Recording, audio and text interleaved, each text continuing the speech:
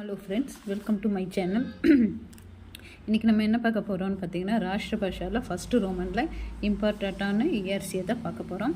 இதில் first ரோமனில் first ERC பார்த்திங்கன்னா, கவி और कविता के नाम बताते हुए किनकी दो विदेश में भावार्थ हिंदी में लिखिए. இதில் வந்து ஒரு கவியோட இதை பற்றி சொல்லியிருக்காங்க. இப்போ பார்த்திங்கன்னா இதில் வந்து ஃபஸ்ட்டு இஆர்சி பார்த்திங்கன்னா शुभकामनाலேருந்து வந்திருக்கு. विद्या काला कौशल्या हो, आलस्य के अग का त्याग हो, सुख और दुख में कुंजत राष्ट्रीयता राग हो. कवि का नाम शुभकामना, कविता का नाम ராஷ்டிரகவி ஸ்ரீ மைதிலி சரண் குப்தா.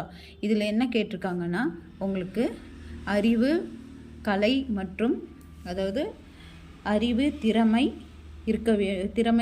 கலை இருக்க வேண்டும். சோம்பலை வந்து நம்ம துறந்து விடணும். சோம்பல் இல்லாமல் சோம்பலை துறக்க வேண்டும். இன்பத்திலும் துன்பத்திலும் எதிரொலிக்கும் தேசத்தின் இன்னிசை, அதாவது நம்மளோட தேசப்பற்று இருக்கணுங்கிறாங்க. இன்பம் துன்பம் எது வந்தாலும் தேசப்பற்று இல்லாமல் இருக்கக்கூடாதுங்கிறாங்க. கவி பார்த்திங்கன்னா கவி பரிச்சயா.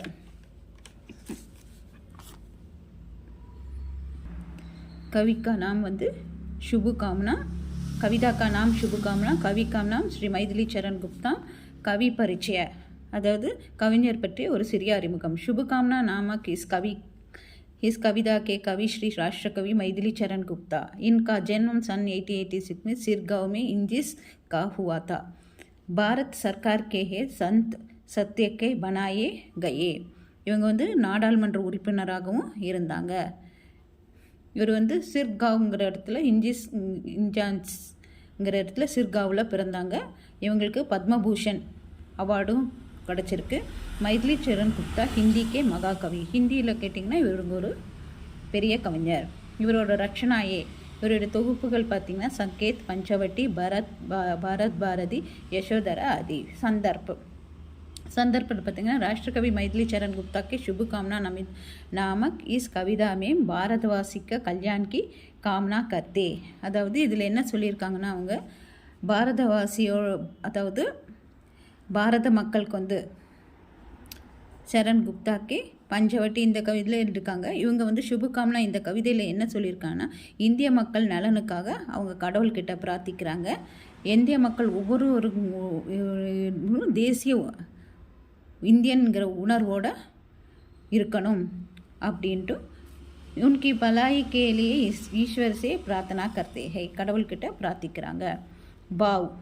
பாவில் என்னன்னு கேட்டிங்கன்னா, பகவான் சே ககதா ஹை பாரதவாசிக்கு வித்யா கலா தாத் சாரி ஷமத் பாரி ஹை.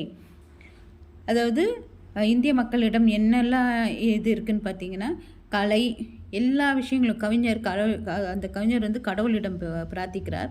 இந்திய மக்கள் வந்து அறிவு, கலை மற்றும் நல்ல திறமைசாலியாக எப்போதும் இருக்க வேண்டும்னும், அவர்கள் சோம்பேறித்தனத்தை வந்து அதை உன்கி பலாயிக்கே, அதாவது இங்கே பாருங்கள், இன்மேம் அலட்சிய பாவனாக்கே சாத் பாப்பதே, சோம்பேறித்தனம்ங்கிற ஒரு பாவத்தை அவங்க ஒருபோதும் செஞ்சிடக்கூடாது. தூக்கத்திலும் சரி எப்போவுமே இன்பம் துன்பம் ரெண்டுலேயும் அவங்க ராஷ்டிரியக்கா ராக் ஹர் பாரதியா, அதாவது இந்தியன்கிற உணர்வோடு இருக்க வேண்டும்ங்கிறத பற்றி தான் இந்த கவிதையில் அவங்க சொல்லியிருக்காங்க. இது ஒரு இம்பார்ட்டண்ட். இது செகண்ட் இஆர்சி என்னன்னு பார்த்தீங்கன்னா,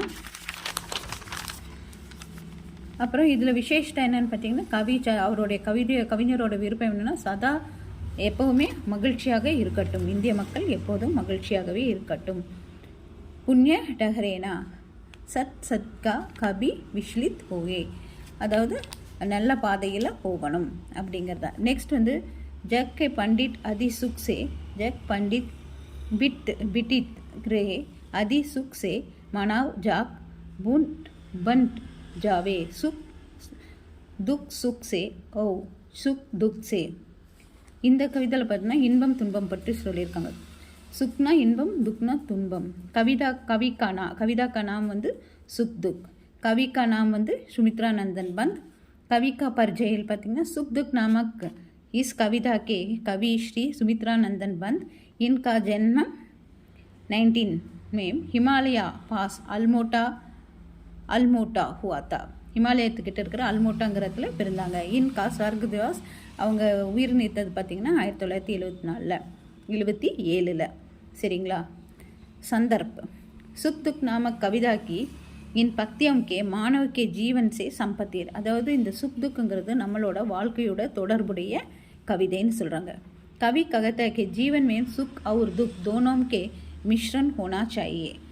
நம்ம மனித வாழ்க்கையில் வந்துட்டு என்ன பார்த்திங்கன்னா இன்பம் துன்பம்ங்கிறது ரெண்டும் மாறி மாறி வரணும். இஸ்கே ஜீவன் கி பரிபூர்ணம் ஹோத்தா. இது ரெண்டுமே மாறி மாறி இருக்கிறனால தான் நம்ம ஜீவன் பரிபூர்ணம் அடையும். பாவ் கவி கவகத்தை சதா रहने वाले के सुख के अजब बिट जैसे निरंतर ठहरने वाले के दुख भी दुनिया भी बिट. मानव के सुख और दुख दोनों के सदान होना चाहिए, तभी जीवन की सुख मया रहो. विष्ट विशेषता कवि मानव के जीवन में सुख और दुख दोनों के बाने जरूरी समझते हैं. उनके अनुसार तभी जीवन परिपूर्ण. வாழ்க்கையில் சுகம் துக்கங்கிறது ரெண்டு மாறி வரும். அது ரெண்டு மாறி மாறி வரும்போது தான் நம்ம வாழ்க்கை பரிபூர்ணம் அடையும் அப்படின்னு சொல்கிறாங்க. நெக்ஸ்ட் இன்னொரு இம்பார்ட்டண்ட் இயர்ஸ் என்ன பார்த்திங்கன்னா ராஜ்ஹட்டி பெங்கா தியா சப் அப்னே ரஜ்த் ஹமே உபஹார்.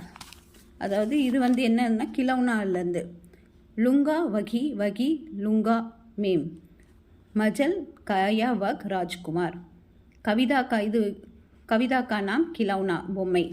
कवि का नाम श्री रामचरण गुप्ता ओडது. कवि का परिचय. खिलौना नामक इस कविता के कवि रामचरण गुप्ता. इनका जन्म 1895 सिरकव इंच में हुआ. ये राष्ट्र कवि मैथिली चरण गुप्ता का अनुज है. இவங்க வந்து மைதிலி சரண் குப்தாவோட தம்பி சரிங்களா. நெக்ஸ்ட் வந்து இவரோட ரச்சனா என்ன பார்த்திங்கன்னா மௌரிய விஜய், துர்பாதல், பதேயா ஆதி. இந்த இதெல்லாம் இவரோட ரச்சனா. யாரோடதுன்னு பார்த்திங்கன்னா சிஆர் ராம்சரண் குப்தா. संदर्भ खिलौना नामक कविता के इन पक्तियों के बाल मनोविज्ञान के சம்பந்தி होते. இந்த கிலவுனாங்கிற கவிதை எதை பற்றின்னு பார்த்தீங்கன்னா குழந்தைகளோட உளவு ரீதியாக குழந்தைகளுக்கு இருக்கிற இதை பற்றி சொல்கிறது. பச்சே வஸ்தோம் கே மூல்ய மகத்துவ நகி தேத்தே. குழந்தைகள் வந்து பொருள் இந்த இதுக்கெல்லாம் வந்து முக்கியத்துவம் கொடுக்கறதில்ல. தோ அப்பனே மன் கே சிப் சே குச் பி கர்னா சாய். அவங்க மனசுக்கு என்ன பிடிக்குதோ எது விரும்புகிறாங்களோ அதை தான் செய்கிறாங்க. பாவ் दासियम के लाख मनाने के वह राजकुमार के कुछ मनाने के लिए तैयार नहीं हुआ था. वह अपने हाथ के सारे बहुमूल्य खिलौना का दूर फेंक दिया और थाली में उस बालक के जिससे खेल रहा थे उस पाने के लिए हट करने लगा. அதாவது தாசியம்னா அந்த பணிப்பெண் வந்து அவங்க அந்த ராஜகுமாருக்கு எத்தனையோ பொம்மைகள்லாம் கொடுக்குறாங்க.